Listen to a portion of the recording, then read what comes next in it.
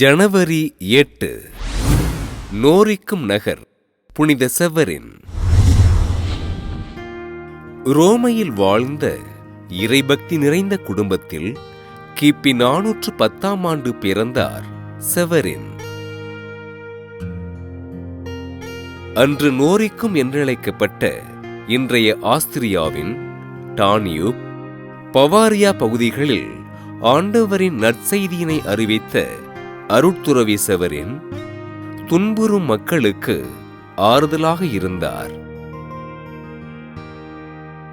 சாக்கு உடை அணிந்து உண்ணா நோன்பிருந்து ஆண்டவரின் இரக்கத்தினை பெற்றுக்கொண்ட செவரின் நோரிக்கும் பகுதியில் அடிமைப்பட்டு கிடந்த மக்களை விடுவித்து அவர்களின் நல்வாழ்விற்காக கடுமையாக பாடுபட்டார். இடம்பெயர்ந்த மக்களுக்காக முகாம்களை அமைத்து ஆண்டவரின் பணிகளை செய்த இவர் அம்மக்களோடு தன்னை இணைத்துக் கொண்டு அவர்கள் வாழ்வதற்கு உதவிகள் செய்தார். ஜெர்மானிய இனத்தலைவன் ஓடோ ஆகாரின் அன்பினை பெற்ற செவரின் ஓடோ ஆகார் ரோமை அரசராக முடிசூடுவார் என்பதினையும் 14 ஆண்டுகள் அரியணையில் வீற்றிருப்பார் என்பதினையும் முன்னறிவித்தார்.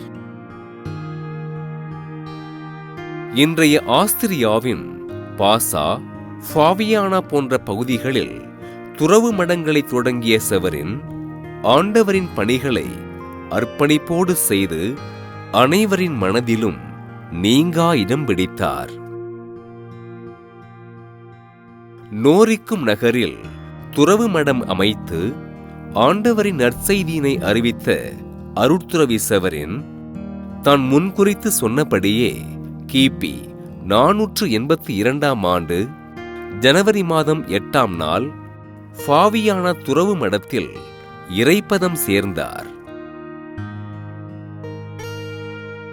அடிமைப்படுத்தப்பட்ட மக்களுக்கும் ஆதரவற்றோருக்கும் ஆண்டவர் இயேசுவின் அன்பு பணிகளை செய்த அருட்துறவி செவரினை திரு அவை புனிதராக உயர்த்தி போற்றியது.